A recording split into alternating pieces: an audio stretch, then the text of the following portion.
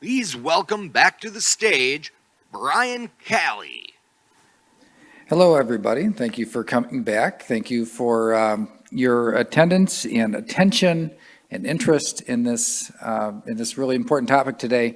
We're going to finish out the day with a panel discussion, and it's one that really is an inclusion spotlight. And we've asked some guests to come in from an organization called Krew, which works across the country, but but has in recent years been very active right here in Michigan in supportive and inclusive hiring and supporting the individuals in their success and their journey along the way to independence. So up here we have with me from Ken's Krew, the executive director, Terry Neipert, Jessica Zacharias, who's Ken's Krew's Michigan director, and also Iman El-Shariji from the Canton Home Depot. And please share your story. Thank you. Thank you very much. So I think it's kind of important to give you some context. As Brian mentioned, we're an organization that is a national organization, and we began 25 years ago. So this is our 25th anniversary, which is super exciting for us as an organization. We began in Pennsylvania, and our start was from two families who had children with disabilities, and as their children were aging out of their school programs, they were asking themselves, what's next? What does adult life look like for my child or our children? They brainstormed, they looked at different options, and one of the families was business partners with Ken Langone, who's one of the founders of Home Depot. And he found out, what they were trying to do, and he said, look, I don't know if Home Depot is a viable option, but let's give it a shot. We can try it out. So for an entire year, we trained a young adult with a job coach in a Home Depot in South Philadelphia, and we learned everything that we needed to know, or anything and everything about Home Depot and what the jobs and roles and responsibilities and tasks were. Fast forward, and we have trained over 800 adults in 9 different states, and currently we have 500 current workers. So while our numbers are not off the charts in terms of the amount that we have served in 25 years, I think what differentiates us as an organization and truly is our mission is the job retention piece. So again, regardless of the area that we're in or the state that we're in, we liaison, whether it's schools, other programs, as young adults are aging out of their programs, we are putting them in to independent, competitive employment, and then providing support services, job retention services for the lifetime of employment. So that makes us a little unique, in the space. We're doing the initial upfront vetting, very similar in terms of doing assessment and making sure it's a good fit for the positions we have available. We do the initial 72 hours minimum of on-site training with the individual, again, a common practice. But where we differentiate is our liaisoning not only with the individual that we are training, being parent-founded, there is a parent component. So we do require parents or an adult support system to also be involved. And then we really do, and I have to be completely honest, we probably didn't seek this out in the beginning or know that this is where this was going. But one of the things that we value or makes this whole thing come together is the employer, right? Our partnership with the employer, understanding the employer, what the employer's needs are. And we're kind of backwards in the fact that we have the jobs and then we place the individuals. It's not vice versa, of individuals looking for jobs and then we find the match. So that's very different from most other programs that you would get, your caseload, or you'd get an individual and you would help them find a position. We already liaison with the employer and link up with them, and then from there find candidates that are suitable for that position, if that makes sense. So going on about 4 years now, about 3 years in, Michigan was not on our radar. We are predominantly on the East Coast. Like I said, we started in the Northeast. We're also in Florida, in Georgia. Dave Meter found out about Ken's Krew and actively, pursued us, came to visit us in New York, visited some of our workers in New York, and said, well, this needs to happen in Michigan. And we said, that's nice, but, we require funding. And, for us to be able to do this, we don't charge for our services. So, we raise funds in the areas that we're in so that we can support the services we provide. That did not discourage him. He said, that's fine, we'll figure it out. And so he did. And, we ended up in Michigan. So what I'm going to do is introduce Jessica and have her kind of give you the update on what this looks like, what progress she has made in terms of placing individuals in Michigan and kind of bringing that piece together. But I think it was important to kind of give you the context and history, of who we are and what we do and how we came to be, and also then how we came to be, here in Michigan. All right, well, thank you. So I'm Jess, and I am the mission coordinator for Ken's Krew. So where we serve right now in Michigan is Oakland, Macomb, and Wayne County. The biggest question I always get is, how can you be in all those places at one time? And the answer is, I make it work. And with our program, with it being independent employment, I do not need to be with all of our 25 workers at one time. Now, yes, they have my phone number, and they are probably calling me all the time, checking in, telling me how they're doing. And that's the beauty of it, is that we are able to scale and work with a lot of workers, but we also take the time to get to know them and advocate for them. So when a store calls and says, hey, this behavior is happening, I know how to address it. I know how to communicate with the employer. And then I'm also able to go into the store and talk with the worker. So those are the 3 counties that we're in, Oakland, Macomb, and Wayne. And we right now have about 26 current workers, meaning we have interviewed, assessed, trained, and coached, and they are now working independently at a Home Depot. We are expanding our locations with Home Depots and going off of the relationships with the employer. I can't keep growing this program unless the employer is on board or is not on board. You know what I mean? And so having managers who love our program, have workers in their store and know the benefits that these workers are bringing to their stores, they want more workers. So my problem right now is that all these managers are asking me, hey, can we have 10 more workers? I'm like, yeah, but we gotta pick it up and I gotta get some more help. But going off of what Terry said about training, I'm training the worker for 8 weeks, right? So I'm in the store one-on-one with them, helping them with their schedule, their routine, their task list, what department they're in, their customer service, their retail fundamentals, the product knowledge. So I have to know the job in order to, train and coach our workers.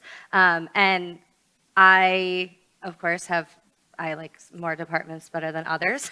Hardware is a lot difficult to train rather than a garden associate, but again, we make it work, right? And so that's the beauty of Home Depot, is that we are able to kind of create a job for the worker, okay? And they work up to 20 hours a week. We do not provide transportation, so that's also another big question that we get, because again, we just can't do that. We just don't have the support to do that. But that also then allows them to be independent. So how do our workers get to work? They either... Iman, how do you get to work? Yeah, how do you get to work? Oh, hold the mic up.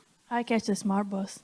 Yeah, so there's the smart bus, there's Ubers, there's Lyft. Some are privileged enough to have their parents drive them. But they always find a way to get to work because they want to work. And especially during COVID, our workers were the ones that were showing up. And that's why all the stores that we're in want more of our workers. Let's see, we have piloted with Crescent Hospitality. So we have a worker at the Livonia Marriott, and he is in the kitchen, and he's the kitchen assistant. So again, I had to go in, meet with the employer, meet with the admin, meet with the chef, figure out what they need from this position, and then have a worker and make sure I train them properly. And then I kind of fade away. We also piloted with Imagine Theater in Royal Oak. So we have someone whose dream job was to go into a movie theater and pass out tickets and sweep up popcorn. And it was a little challenging for me, I'm not going to lie, but that was his dream, and we're not here to be the barrier of them from not getting their dream job. And so I've been lucky to work with all these amazing people. And so when Terry said we're speaking at this workshop, I knew exactly who I wanted to bring. And we're going to transfer it over a little bit to who we have here with us today. And her name is Aman. And I have known her for now 2 years. And she was one of our first Krew workers in Michigan. So she's been here she'll talk a little bit about herself. But that's who we have here today. So, Miss Aman, hold up the mic. You got this. You're okay. All right. So tell everyone what Home Depot you started at. I started at the Dearborn Home Depot. Okay. And what department were you trained in? I was trained in hardware, Okay. And what did you like about working in the hardware department? cutting keys. Cutting keys. Okay. All right. Yeah. And how often do customers come to Home Depot asking for their keys to get cut? A lot? all the Are there time? A lot? Yeah. Or just like a few? A lot, right? Yeah. Okay. So now talk us through the process of when you had to get transferred to another Home Depot because your parents and your family moved. How did Krew support you with that? They transferred me to the Canton Home Depot Okay. And how did we do that? by contacting HR. Mm-hmm. And then did we let you be by yourself for the first couple of weeks? Or No. did you see someone there helping you? Krew. Yeah? Okay. And now what department do you work at the Canton store? Garden. All right. And talk about what you enjoy about the garden department. Customer service and pulling products forward. Okay. What's your schedule like? When do you work? Monday, Wednesday, and Friday, And what are your hours? 12 to 4. Okay. Now talk about a time where you were able to help a customer that was a little difficult to work with. Well, we had customers come at us and say, well, when you have a customer that comes to you with attitude, first thing you do is get manager involved. You don't want to take it up on yourself because that will cause you to lose your job. Yeah. Absolutely. So during training, we also talk about that too, right? We're all about the positivity, but at the same time, customers can be rude, especially at Home Depot when they're on a mission to create whatever they're creating. And so a lot of the times, my job is educating our workers on how to properly handle that situation. And so Aman, unfortunately, has gone through a couple of those situations, but over time, she was able to be confident and say, unfortunately, I can't help you, but I can find someone to help you, and we go through that step. So when a customer comes up to them, because I'm not there all the time, they know what to do. And so that's a little bit of the training. So now talk about the training process from Krew. So like we got you interviewed, we did your application, you had the manager interview. So then once you got the job at Home Depot, talk about when Krew supported you those first 8 weeks of training. So what Krew do is they do spot checks and to see how we're doing. And if we have a problem or whatever, we call them and tell them what's going on, and they come up there and squash whatever's going on. Or they talk to our manager. Yeah. And what do you like about working at Home Depot? Customer service. You like working with customers and helping customers? Mhm. Yeah. Even when they're not so nice? Even when they're not so nice to Because you have the tools to deal with them now? Yeah. So talk about the crew meetings that we had, because I know that's one of your favorite parts about Krew. So every month or every 2 months, we have a Krew meeting, and we get to know each other through Zoom, and then we play bingo. We play just a lot, and then we start talking about work and stuff and how is work going and all that. So that's the ongoing support, right, that we offer throughout their career. And Terry will mention, we have a lot of workers who are now, 20, 25 years with Ken's Krew working at Home Depot. And so the beauty of being a national company too is that Michigan workers get to meet with our Georgia workers via Zoom. So every month, Amon gets to meet with all the Georgia workers and all the Michigan workers. And yes, we play games and it's a social environment for them. However, we also talk about what's going on at Home Depot. A lot of times they're launching new services and new programs. So on the way up today, there's a new program with the Home Depot work phone that I need to get trained in order to help them on, right? So mom's like, hey, they talked about this new program called Sidekick. Can you help me with that? Yes, I will come in and I will figure it out. But those are the types of conversations we have on the K-Crew, that we call them the K-Crew meetings. And that's a fun time for the Georgia coordinator and myself to also kind of just see the relationships being built, especially from, two locations of the country. But very purposeful at the same time, because when Jess is mentioning, or even Iman's mentioning, customer service and working on those skills, those are lifelong skills. So we don't train customer service in 72 hours in the initial 6 to 8 weeks. I mean, we talk about those things, but what's going to happen as someone is working and they're in that environment, that's when those situations are going to organically happen.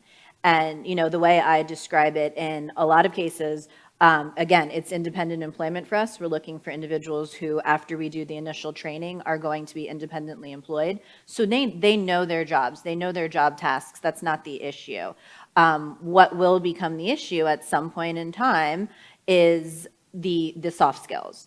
So doing or saying something that will get on someone's radar that potentially, someone could lose their job under normal circumstances. So that's why, Iman mentions we do spot checks, we stop in, we are always the liaison between the employer and the individual, as well as the family or support system, because it is that continuation and that collaboration that really, at the end of the day, is what is going to lead to the success and the long-term employment piece. So it's all very deliberate that there are just these ongoing pieces that we provide. Because, again, we're thankful that we're 25 years in and we have individuals that have been working 20 or 25 years. Our average is 5 years of employment. The way I describe that, Michigan obviously being on its 4th year, Georgia and Florida are in years 7 and 8. So my numbers are slightly skewed. Probably 10 to 15 years, is a more realistic window of how long we retain associates. And that's just super important because we talk at the basic level of getting or helping an individual with a disability get a job. What is required to keep it is another thing. And let me take it one step further. To give someone the opportunity to say they have a career is now even that next step that we're not quite to yet. So all of those pieces just over time have fallen in place with us. So when Jess mentions piloting, with other employers, we have finally gotten to the point as an organization of saying, hey, our model works. And what does that look like then for partnering with other employers? So I don't want to confuse anyone either when I said we liaison with the employer and then we find the right fit. And then Jess rattled off a few employers. Right now we're in the retail and hospitality space, and that's kind of where we'll stay. We work with Home Depot, we know retail, we know the jobs and positions. That translates pretty easily to other retailers. And hospitality is kind of a similar vein, but does open up other opportunities, maybe for individuals who aren't interested in hospitality. But we can manage both of those markets without diluting our program. So it's not having someone doing housekeeping somewhere and someone in a warehouse over here. We are choosing to keep it, relatively small because we are dedicated to really knowing the employer and meeting the needs of the employer. And so if we have a bunch of employers, that just starts to dilute, what we do and being able to serve them as well as the individual, in the best way possible. Mm-hmm. Do you have any other things you want to say? No. Iman, just to kind of go rewind all the way back to the beginning. So tell us about yes. where did you go to school? Drew Transition Center. Charles Drew. And so we met Iman as we were starting the program here, and we had Charles Drew, reach out to students and see who was interested. And so we did some initial interviews. But Iman is truly the story of what work experience did you get when you were at Charles Drew? I worked at hospitals. One of them is Anna Grace, and the other one's Henry Ford Hospital. And then I worked at the zoo and DTE Energy. So Iman was part of DT Energy, the internship there. And I think you were finishing the internship when she then applied for us. So I kind of also tell that or use that as an example of, there are a lot of school-based programs, there's a lot of work experience programs. All of those are super valuable. And we get very solid candidates from those experiences because they've done that. They've had some work experience, they've tried some things out, and now they are ready to exit their school programs and go to work. And so our model is 100, to answer some questions, I know there's been talk today about internships and those opportunities, but just to make it clear kind of how we structure ourselves, we are kind of that piece that falls into place after all of those other opportunities have been experienced per se, that they exit their school program. There have been all these other programs that get the work experience under the way, community engagement, all that good stuff. And now they have the foundation to actually go to work. And we pick up the piece at that point and, help make that transition into gainful long-term employment. Anything else? No? What did you want to say? Remember at the end? I would like to thank Krew for this perfect opportunity. And I'd like to thank them for dealing with us individual. Thank you so much, Krew. Thank you. Oh, you're welcome. You're welcome.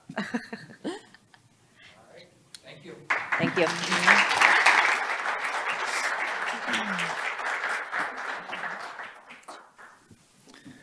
All right, excellent. Thank you so much for the insight and the work in 25 years. What a difference that it's made for literally now hundreds of people.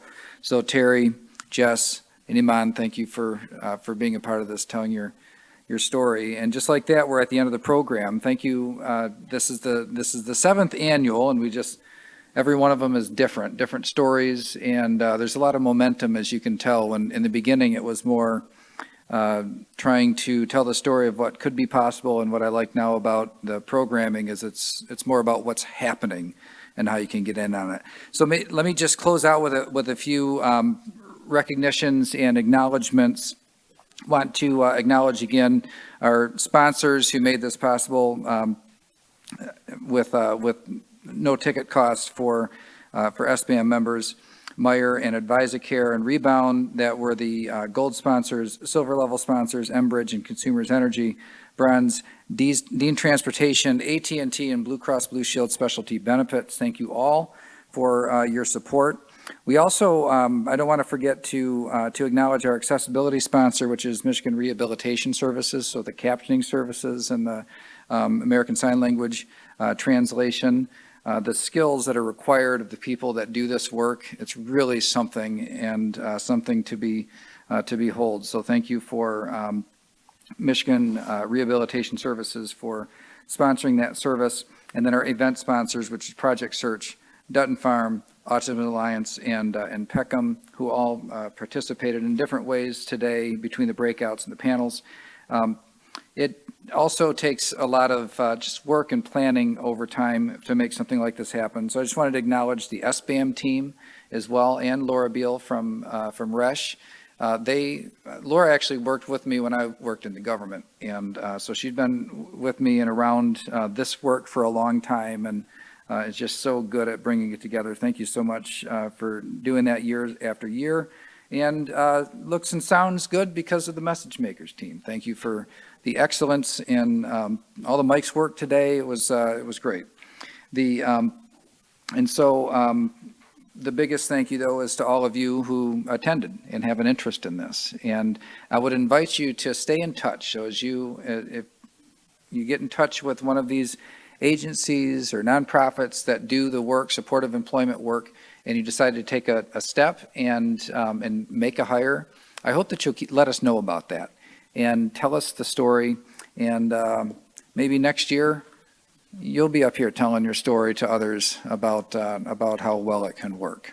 Thank you all for being a part of it. You're dismissed.